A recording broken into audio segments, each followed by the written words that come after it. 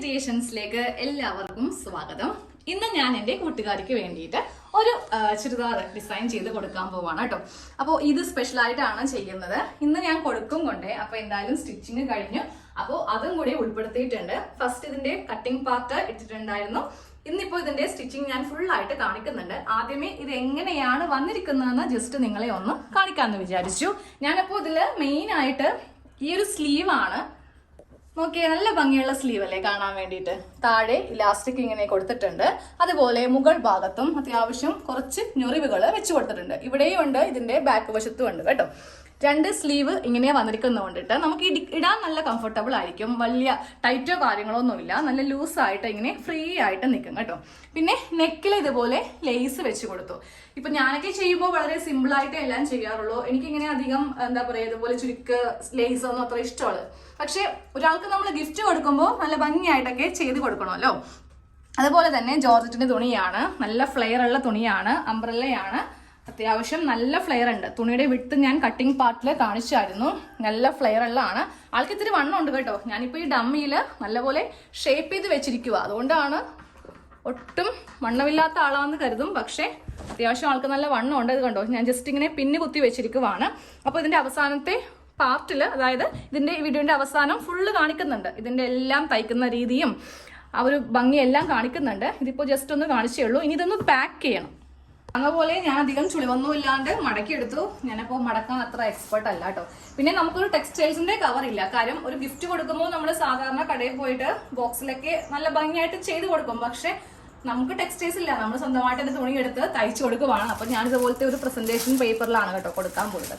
വെറുതെ നമുക്ക് മറ്റുള്ളവരുടെ കടയുടെ പരസ്യം കൊടുക്കേണ്ട ആവശ്യമില്ലല്ലോ. അപ്പോൾ ഇതൊക്കെ വെച്ചിട്ട് ഒന്ന് ഭംഗിയായിട്ടൊക്കെ ഒന്ന് സെറ്റ് ചെയ്തെടുക്കണം. ഒരു റിബണും മേടിച്ചിട്ടുണ്ട്. അതൊക്കെ വെച്ച് കെട്ടി അങ്ങോട്ട് ഫ്രണ്ടിന് കൊടുക്കാൻ പോവാം. അപ്പോൾ ഞാൻ ഇതിന്റെ ഫുൾ സ്റ്റിച്ചിങ് പാർട്ട് ഇതിൽ ഉൾപ്പെടുത്തിയിട്ടുണ്ട്. അത് നമുക്കൊന്ന് കാണാം. അപ്പോൾ നമുക്ക് ഇനി ഇതെങ്ങനെയാണ് തയ്ക്കുന്നതെന്ന് നോക്കാം കേട്ടോ. ഫസ്റ്റ് ഇതിന്റെ നെക്കിൽ നിന്ന് സ്റ്റാർട്ട് ചെയ്യാം. കാരണം ഈ ലേസ് ഒക്കെ വെച്ചിട്ട് നമ്മളൊന്ന് ഡിസൈൻ ചെയ്യുന്നുണ്ടല്ലോ. അപ്പൊ നമ്മുടെ കട്ടിംഗ് പാർട്ടില് ഓരോ ഭാഗം സ്ലീവൊക്കെ ആണെങ്കിലും നല്ല വീതിയുള്ള സ്ലീവാണ് കട്ട് ചെയ്തിരിക്കുന്നത്. അതൊക്കെ എങ്ങനെയാണ് തയ്ക്കുന്നതെന്ന് കാണിച്ചു തരാം കേട്ടോ. ഇത് ബാക്ക് പാർട്ട് ആണ്. നേരെ ഫ്രണ്ട് പാർട്ട് എടുക്കാം. എന്നിട്ട് നമുക്ക് ഈ ലേസ് ഈ ഒരു ലെങ്ത്തിൽ ഒന്ന് കട്ട് ചെയ്ത് എടുക്കണം. ഇതാ സെന്ററിൽ ഞാൻ ഫസ്റ്റ് ലേസ് ഇങ്ങനെ കൊടുക്കുന്നുണ്ട്. അപ്പൊ ഇവിടം വരെ വെച്ചിട്ട് കട്ട് ചെയ്ത് എടുക്കുവാണ്. അത് കഴിയുമ്പോൾ കുറച്ച് വീതിക്ക് ഇപ്പറേക്ക് ഏകദേശം ഒരു 1.5 ഇഞ്ച് വീതി കൊടുക്കണം കേട്ടോ. നമുക്ക് അടുപ്പിച്ചടുപ്പിച്ച് വേണ്ട. കാര്യം ഇത് അത്യാവശ്യം വീതിയുള്ള ലേസ് ആണല്ലോ. അപ്പോൾ അടുത്തത് ഈ ഒരു അളവില് ഒരെണ്ണം കൂടെ ഇപ്പറേക്കും 2 എണ്ണം. ഇതിന്റെ ഈ ഒരു ഫ്രണ്ട് പാർട്ടിൽ വെച്ചെടുക്കാം. അപ്പൊ ഞാൻ ഇതിന്റെ സെന്റർ ഭാഗം ഇങ്ങനെ ഒന്ന് കട്ട് ചെയ്തിട്ടുണ്ട് കേട്ടോ. അതുപോലെ മുകളിലും കട്ട് ചെയ്തു. ഇതിന്റെ മുകൾ ഭാഗത്തായിട്ട് നമുക്ക് ഈ ലേസ് നമ്മൾ വാങ്ങിക്കുന്ന വീതി കുറഞ്ഞ ലേസ് ആണെങ്കിലും കുഴപ്പമില്ല, അതിങ്ങനെ വെച്ച് കൊടുക്കുക. ഇവിടെയും തയ്ക്കുക. എന്നിട്ട് ഒരു 1.5 ഇഞ്ച് ഇപ്പറേക്ക് നീക്കിയിട്ട് അടുത്ത ലേസ് എടുക്കുക. അത് ഇങ്ങനെ വെച്ച് കൊടുക്കുക. അപ്പൊ ഞാനിപ്പോ ഇതിന്റെ ആ മോഡൽ ജസ്റ്റ് നിങ്ങളെ ഒന്ന് കാണിച്ചു തരാം. ഇതുപോലെ വേണം ഒന്ന് തയ്ച്ച് എടുക്കാനായിട്ട്. പിന്നെ ഇപ്പറേക്കും ഇങ്ങനെ വെച്ച് കൊടുക്കുക. വീതി ഒരേ ലെവലായിരിക്കണം. ഞാനിപ്പോൾ ചെറുതായിട്ട് ഇങ്ങനെ റഫായിട്ട് വെക്കുന്നേ ഉള്ളൂ. ഞാൻ മാർക്ക് ചെയ്തിട്ട് ഇതെല്ലാം ചെയ്യത്തുള്ളൂ കേട്ടോ. അപ്പോൾ ഇങ്ങനെ ഒന്ന് തയ്ച്ചെടുക്കുക ഫസ്റ്റ്. അപ്പോൾ ഇതുപോലെ ഫ്രണ്ട് പോർഷനിൽ 1 2 3 4 5 മൊത്തത്തിൽ 5 ലേസ് വെച്ചിട്ട് ഇങ്ങനെ ഒന്ന് ഡിസൈൻ ചെയ്തിട്ടുണ്ട്. ഇപ്പുറത്തേക്ക് എനിക്ക് അത്ര വേണ്ടാന്ന് തോന്നി. കാരണം കുറെ ആകുമ്പോൾ നമുക്ക് ഒരു അഭംഗിയായി മാറും. അപ്പോൾ ഇത്രയും വരെ മതി. നെക്ക് ചെയ്യാം. നെക്ക് ഞാനിപ്പോൾ ക്യാൻവാസ് വെച്ചിട്ടാണ് ചെയ്യുന്നത് കേട്ടോ. എനിക്കിടാനാണെങ്കിൽ ഞാൻ കൂടുതലും ഒരു പീസ് വെച്ചിട്ട് മറിച്ചടിക്കുവാണ് ചെയ്യുന്നത്. നമ്മൾ അത് കൊടുക്കുമ്പോൾ നല്ല നീറ്റായിട്ട് ചെയ്യണമല്ലോ. അത് വെച്ചിട്ട് അതുകൊണ്ടിട്ട് നമുക്ക് ക്യാൻവാസ് വെച്ച് ചെയ്യാം. ഇതുപോലെ ക്യാൻവാസ് ഞാനൊന്ന് ഒട്ടിച്ചെടുത്തില്ല. ജസ്റ്റ് ഞാൻ ഇവിടെ ഇങ്ങനെ ഒരു റഫായിട്ട് ഒരു സ്റ്റിച്ചാണ് കൊടുത്തത് കേട്ടോ. അതുപോലെ തന്നെ ഇവിടെയും ഇങ്ങനെ സ്റ്റിച്ചാണ് കൊടുത്തത്. ഇനി നമുക്ക് ഇതിലൊന്ന് വെച്ച് എടുക്കണം. അപ്പോൾ ഫസ്റ്റ് സെന്റർ ഇങ്ങനെ കട്ട് ചെയ്തിട്ടുണ്ടായിരുന്നു. പക്ഷെ ഈ ഭാഗത്താണ് സെന്റർ. ഞാൻ ഒന്നും കൂടെ ഒന്ന് മാർക്ക് ചെയ്യാൻ പോവാ. കറക്റ്റ് സെന്റർ പൊസിഷനിൽ വെച്ചിട്ട് വേണം ഈ ക്യാൻവാസ് ചെയ്യാൻ വേണ്ടിയിട്ട്. അപ്പോൾ ഇതിങ്ങനെ ഒന്ന് മടക്കിയെടുത്തു. ലേസിന്റെ ഈ ഭാഗത്തായിട്ടാണ് സെന്റർ വരുന്നത്. അപ്പോൾ ഈ ലേസ് ഞാനൊന്ന് കട്ട് ചെയ്ത് മാറ്റുവാണ് കേട്ടോ. ഇതാണ് ഇതിന്റെ സെന്റർ ഭാഗം. ഈ ഒരു ക്യാൻവാസും ഇങ്ങനെ കട്ട് ചെയ്തിട്ട് നമുക്ക് ഈ നെക്ക് ഒന്ന് തയ്ച്ചെടുക്കാം കേട്ടോ. അപ്പൊ ഈ ലേസും വെച്ച് കൊടുത്തിട്ടുണ്ട്. ഞാനിപ്പോ ഇതുപോലെ നെക്കും ഒന്ന് ചെയ്ത് കൊടുത്തു കേട്ടോ. അത് കഴിഞ്ഞിട്ട് ഇതിന്റെ താഴെ ഭാഗത്ത്, അതായത് ഇതിന്റെ ഇപ്പുറ വശം ഇങ്ങനെ അങ്ങോട്ട് നീറ്റാക്കി ഇതങ്ങോട്ട് തയ്ച്ചു വെച്ചു. ഹെമ്മിങ് ഒന്നും ചെയ്യാൻ നിന്നില്ല. 2 സ്റ്റിച്ചിൽ ഇതങ്ങോട്ട് തയ്ച്ചു വെച്ചു.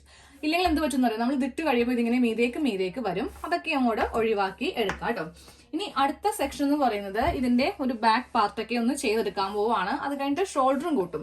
ഇനി സ്ലീവ് എങ്ങനെയാണ് ചെയ്യുന്നത് കാണിച്ചു തരാം. ഓക്കെ, ക്രോസ് പീസ് ഒക്കെ വെച്ചിട്ട് ബാക്ക് പാർട്ടും അതുപോലെ ഷോൾഡർ ഒക്കെ ഒന്ന് കൂട്ടിയെടുത്തിട്ടുണ്ട് കേട്ടോ. ഇനി ഞാൻ ആ സ്ലീവ് എങ്ങനെയാണ് ഡിസൈൻ ചെയ്യുന്നതെന്ന് കാണിച്ചു തരാം. അപ്പൊ നമുക്ക് ആദ്യമേ സ്ലീവ് എടുക്കാം കേട്ടോ. സ്ലീവ് എടുത്തിട്ട് സ്ലീവിന്റെ താഴെ ഭാഗമാണ് ഈ കാണുന്നത്. ഇതാണ് ഇതിന്റെ മുകൾ വശം. അപ്പൊ താഴെ വശം എടുക്കുക, എന്നിട്ട് ജസ്റ്റ് ഇങ്ങനെ ഒരു ഫോൾഡ് ചെയ്യുക, ഒരു 1/4 ഇഞ്ചിൽ ചെയ്യാം. അതിനുശേഷം ഇങ്ങനെ കുറച്ച് വീതിക്ക്, ഇത്രയും വീതിക്ക് വെച്ചിട്ട് ഇവിടെ ഒരു സ്റ്റിച്ച് നമുക്ക് കൊടുത്ത് നിർത്താം. ഇങ്ങനെ നമ്മൾ 1 ഇഞ്ച് വീതിക്ക് ഇങ്ങനെ അങ്ങോട്ട് തയ്ച്ചെടുക്കുക.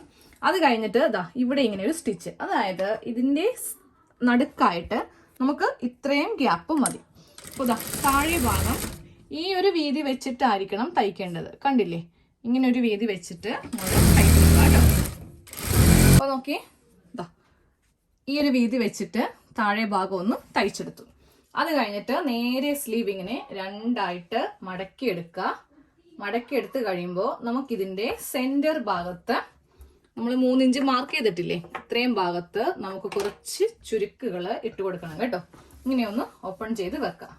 ഇവിടെ ഇങ്ങനെ ഓപ്പൺ ചെയ്ത് വെച്ചിട്ട് ഇവിടെ ഇങ്ങനെ ചെറിയ ഞൊറിവുകൾ ഇങ്ങനെ അങ്ങോട്ട് ഇട്ട് കൊടുക്കുക. ഇത്രയും ഇങ്ങനെ ഇട്ട് കൊടുക്കുക. അപ്പൊ ഇതുപോലെ ഇവിടെ ചെറിയ പ്ലീറ്റ്സ് ഇങ്ങനെ അങ്ങോട്ട് ഇട്ട് കൊടുത്തിട്ടുണ്ട്. ഇനി നമുക്ക് വീണ്ടും ഇതിന്റെ താഴെ ഭാഗത്തേക്ക് ഒന്ന് ചെയ്ത് കൊടുക്കാനുണ്ട്. ഇതുപോലത്തെ മാസ്കിലൊക്കെ വെക്കുന്ന ഇലാസ്റ്റിക് ഉണ്ടാവില്ലേ, ആ ഇലാസ്റ്റിക് നമുക്ക് ഇതിന്റെ ഈ ഒരു ഭാഗത്ത് കൂടെ ഒന്ന് കടത്തി കൊടുക്കണം കേട്ടോ. അപ്പൊ ആദ്യമേ ഇത് എത്ര വീതിയുണ്ടെന്ന് നോക്കാം. എന്നിട്ട് ഇതിന്റെ നേർപകുതി ഇത്രയുമാണ് ഒരു സ്ലീവിന് വേണ്ടത്. 2 ഇലാസ്റ്റിക് കട്ട് ചെയ്ത് എടുത്തിട്ടുണ്ട്. അതായത് പകുതി വരെ മതി, ഇലാസ്റ്റിക് പകുതി വരെ മതി. ഇത് നല്ല നീട്ടി നമ്മൾ ഇങ്ങോട്ടേക്ക് വെച്ച് കൊടുക്കണം. താഴെ നമ്മൾ ഇലാസ്റ്റിക് ചെയ്യുമ്പോണ്ടല്ലോ ഇതുപോലെ ഇരിക്കും, നല്ല ഭംഗിയായിരിക്കും സ്ലീവ് കാണാൻ വേണ്ടിയിട്ട്. നമ്മൾ കയ്യിൽ ഇതിങ്ങനെ വരുമ്പോണ്ടല്ലോ ഈ ഒരു ഭാഗമായിരിക്കും ഏറ്റവും ഹൈലൈറ്റ് ആയിട്ട് നിൽക്കുന്നത് കേട്ടോ.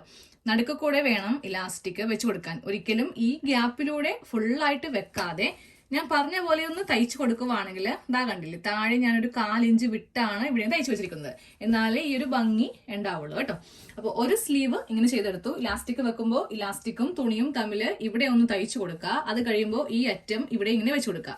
ഇല്ലെങ്കിൽ നമ്മൾ തയ്ക്കാൻ നേരത്ത് ഇതിങ്ങനെ ഉള്ളിലേക്കൊക്കെ കയറി പോകും. അപ്പൊ ഇതേപോലെ തന്നെ മറ്റേ സ്ലീവ് ഒന്ന് ചെയ്തെടുക്കാം. ഇതുപോലെ സ്ലീവ് വെച്ചെടുത്തിട്ടുണ്ട്. 2 സ്ലീവും ഞാനൊന്ന് ചെയ്തെടുത്തിട്ടുണ്ട് കേട്ടോ. താഴെ ഇലാസ്റ്റിക്കും വെച്ച് കൊടുത്തു.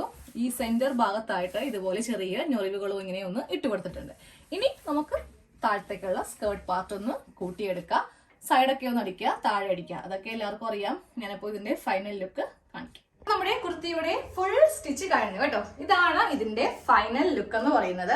ഫ്ലെയർ കണ്ടില്ലേ, സാധാരണ ഒരു അംബ്രല്ല കുർത്തിയുടെ ഫ്ലെയർ അല്ല, നല്ല വിട്ടാണ്. ഞാൻ ഇതിന്റെ കട്ടിംഗ് പാർട്ടിൽ തന്നെ ഇതിന്റെ ആ തുണിയുടെ വിട്ട് ഞാൻ കാണിച്ചു തന്നായിരുന്നു.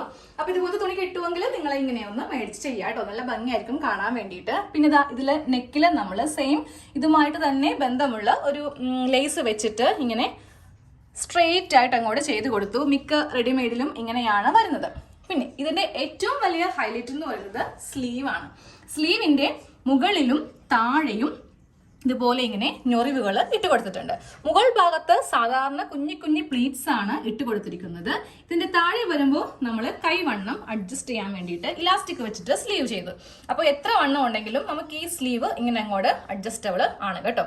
പിന്നെ നല്ല ലൂസും ആയിരിക്കും സ്ലീവിന്. അപ്പോൾ വണ്ണം ഉണ്ടെന്ന് കരുതിയിട്ട് ഇതാരും ചെയ്യാതിരിക്കരുത്. നല്ല ഒരു മോഡലാണ്, വണ്ണം ഇല്ലാത്തവർക്കും ചെയ്യാം, അതും നല്ലതാണ്. പിന്നെ ഞാൻ ഇതിന്റെ ബാക്കിൽ ഒരു ടക്ക് ഇട്ട് കൊടുത്തിട്ടുണ്ട്. അതെനിക്ക് സ്റ്റിച്ചിങ് പാർട്ടിൽ കാണിക്കാൻ പറ്റില്ല കേട്ടോ. ഞാൻ ജസ്റ്റ് ഇപ്പോൾ ഇതിന്റെ ബാക്ക് വശം ഒന്ന് കാണിച്ചിട്ടാ. ഫ്രണ്ടില് വേണ്ട, ബാക്കിൽ നമുക്ക് ടക്ക് ഇട്ട് കൊടുത്തില്ലെങ്കിൽ അംബ്രല്ല കുർത്തി ഇടുമ്പോണ്ടല്ലോ ബാക്ക് ഇങ്ങനെ പൊങ്ങി നിൽക്കും. അത് ഒഴിവാക്കാൻ വേണ്ടിയിട്ടാണ് കേട്ടോ.